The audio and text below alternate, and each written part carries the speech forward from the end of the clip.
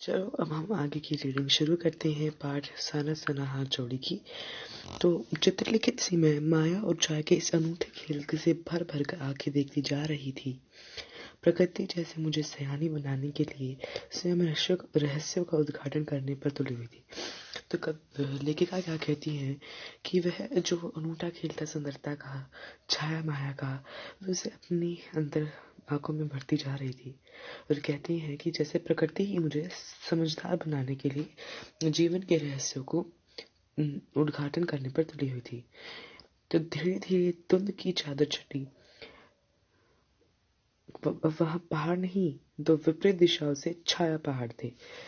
Like ऐसे कुछ इस टाइप से होंगे। अब वो तो बिल्कुल कंफर्म करना थोड़ी अलग ही हो जाता है। कभी सिक्किम गए नहीं, अगर टाइम कभी जाने का मौका मिलेगा तो ज़रूर जाएंगे। अपने श्रेष्ठतम रूप यानी बहुत बड़े बड़े रूप, अपने बहुत अच्छे रूप में थे, बहुत बड़े रूप में भी कह सकते हैं। जीप थोड़ी देर के लिए वहां रुकवा दी गई। मैंने गर्दन घुमाया और सब और जैसे जन्नत बिखरी पड़ी थी। जन्नत स्वर्ग बिखरा पड़ा था। नजारों के छोर तक खूबसूरती ही खूबसूरती, जहां तक नजरों का अंत होता वहां तक खूबसूरती खूबसूरती। अपने को निरंतर निरंतर क्या है ये, अपने को निरंतर दे देने की अनुभूति नहीं, हाँ, अनुभूति करवाते पर्वत, झरने, फूलों, घाटी, वादल, दुर्लभ नजारे। वहीं कहीं लिखा था थिंक ग्रीन। आश्चर्य, पर ब्रह्मांड कितना घटित हो रहा है। सतत प्रमाण, झरने, नीचे वेग से गिरती दस्ता नदी, सामने उठते धुंध, ऊपर मंडराते आवारा बादल, मध्यम मध्यम मध्यम मध्यम धीरे धीरे हवा चल रही है, लोरी लेते प्रवृत्ता और रेनड्रो के फूल सब अपनी अपनी लय में उतान में प्रवाह में बहते हुए चेरवेती चलते रहो। उस समय इसी तरह सतत प्रभाव के तिनके सा बहता हमारा वजूद अस्तित्व। तो लेखिका कहती है कितने आश्चर्य की बात है, इस जग में एक ही पल में कितना कुछ घटित हो रहा है। ठीक है, बहुत सी चीजें घटित हो रही है। तो उसके एग्जाम्पल दिए गए हैं।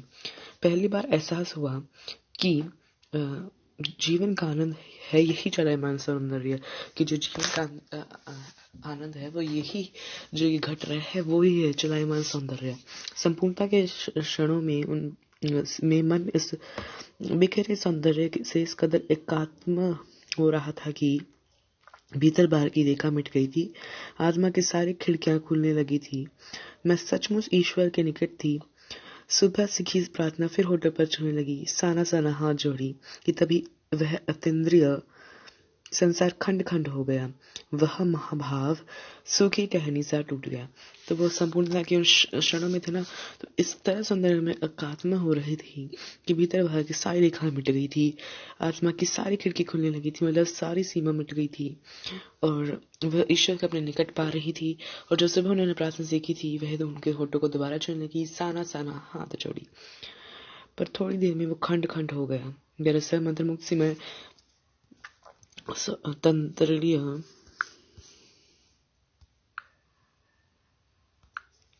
अवस्था में ही थोड़ी देर दूर निकल आई। वह थोड़ी मतलब मंत्रमुग्ध सी वह थोड़ी दूर निकल आई और अचानक पाँव का ब्रेक से लगा, जैसे समाधिस्थ भाव के नृत्य करती किसी आत्मलीन नृत्यांगना के नुपुर टूट गए हों। नुपुर शायद घुंघरू को कहते हैं। मैंने देखा कि अद्वितीय सौंदर्य के निरपेक्ष कुछ पहाड़ी औरतें पत्थरों पर बैठी ही पत्थर तोड़ रही थी। गूथे आटे जैसे कोमल काया पर हाथों में कुदाल और हथौड़ी, कईयों की पीठ पर बड़ी टोकरी में उनके बच्चे भी बंधे हुए थे। कुछ कुदाल से भरपूर ताकत के साथ जमीन पर मार रही थी। इतने स्वर्गीय सौंदर्य, नदी, फूलों, वादों, झरनों के बीच भूख मौत तैरने और जिंदा रहने की ये जंग, मातृत्व शब्द साधना साथ साथ वहीं पर खड़े BRO बोर्ड रोड ऑर्गेनाइजेशन के कर्मचारी से पूछा ये क्या हो रहा है। उसने चलो मैं कहते हैं ना कि वो थोड़ी सी दूर चली आए, पर उन्होंने क्या देखा कि यहाँ पर इतनी सुंदरता में भी यहाँ पर क्या हो रहे हैं, गुत्ते कोमल आटे से कोमल। अगर हम आटा गूंथ देते हैं तो वो कोमल हो जाता है। काया पर हाथों में कुदाल और हथौड़े, औरतें वहां पर बैठ के पत्थर तोड़ रही थी और कईयों के बीच में तो डोकू भी था। डोकू यानी बड़ी टोकरी जिसमें उन्होंने अपने बच्चों को रख रखा था। वो कहते हैं स्वर्गीय सुंदरता की यहाँ पर भी मौत का भी और भूख का भी इतना बड़ा जंग है जीने के लिए भी। मातृत्व क्या है कि अपने बच्चों को अपने साथ लेकर आई है और श्रम साधना भी है, काम भी कर रही है। वहीं पर BRO बोर्ड रोड ऑर्गेनाइजेशन के एक कर्मचारी खड़े थे। BRO क्या होते हैं? जो BRO के ऑर्गेनाइजेशन में होते हैं वो बॉर्डर रोड्स बनाते हैं। बॉर्डर, इसकी फुल फॉर्म क्या आती है? बॉर्डर रोड्स ऑर्गेनाइजेशन, ठीक है, ये फुल फॉर्म होती है। इससे उन्होंने उनसे पूछा क्या हो रहा है। उन्होंने उनसे पूछा कि क्या हो रहा है, कि अंदाज नहीं बताया। उन्होंने तर्क करके बताया। एक सेकेंड, इसमें ये पेज में क्लियर आ नहीं रहा है। एक second, I will see my book what is written here.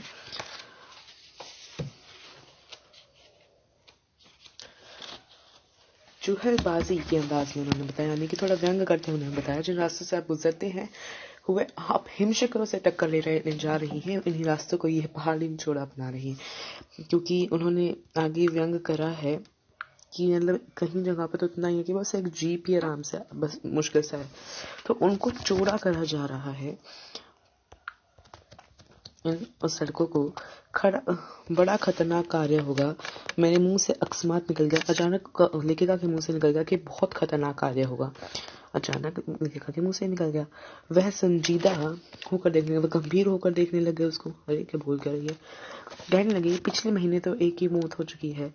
उन्होंने जब ये पूछा तो उनको बताया गया कि पिछले महीने तो एक जो मजदूर है उनकी मौत हो चुकी है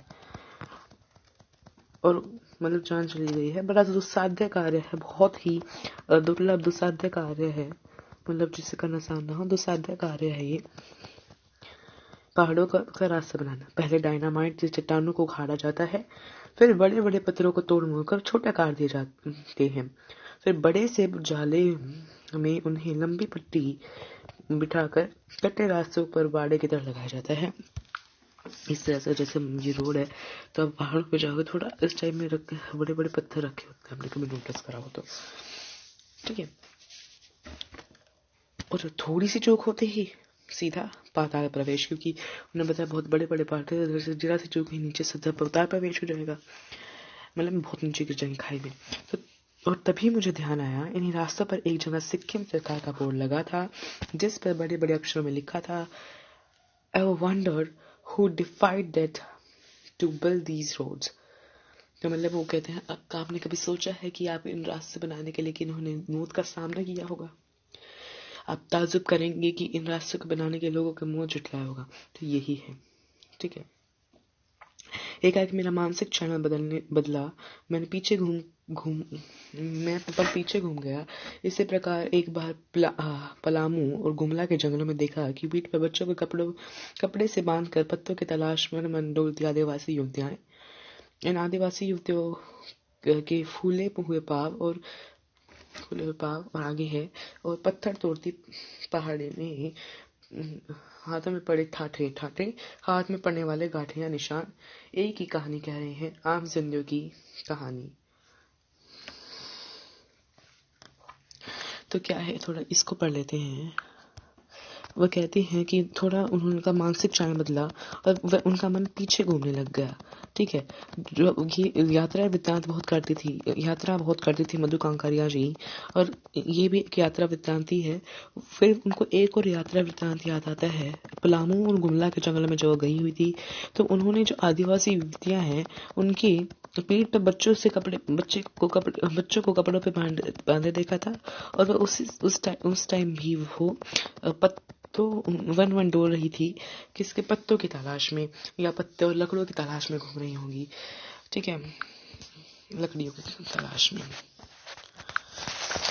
फिर वह कहती हैं कि उन आदिवासी युवतियों के जो फूले हुए पाव थे और जो ये युवतियां हैं पहाड़ी में औरतें हैं, इनके हाथ में ठाठे यानी हाथ में जो निशान पड़ जाते हैं, या छाले हो जाते हैं, वो एक ही कहानी कह रहे थे।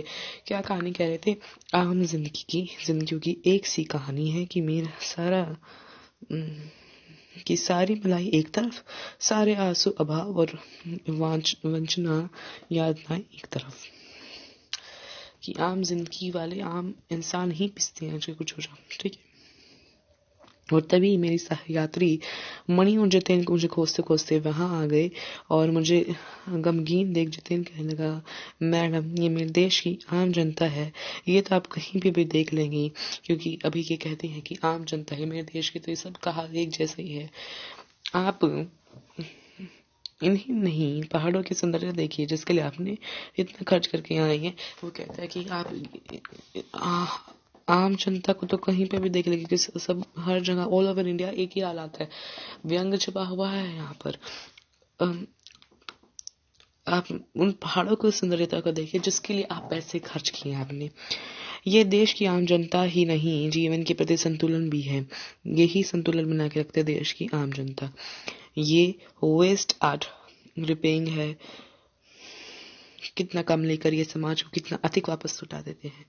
मन ही मैंने सोचा, जब वापस जीप से की ओर वापस तभी मैंने देखा क्षण सुंदरिया कितनी बात कर इस कदर खिलखिला कर हंस पड़ी कि जीवन का लहरा उठा था और वह सारा खंडर ताजमहल बन गया। तो यहाँ पर लेखिका कहते हैं कि कितना कम लेकर ये कितना ज्यादा लौटा देते हैं। देखिए एक सोचने वाली बात है।